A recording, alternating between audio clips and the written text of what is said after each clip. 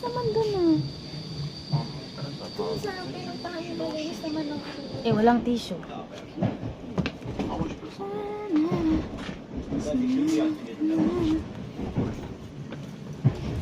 What's up, everything? Hi, everything. Kaganda naman, oh.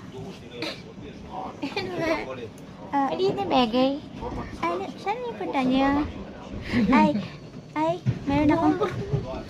Meron akong mga nakilalang OFW dito. I-interviewin natin sila.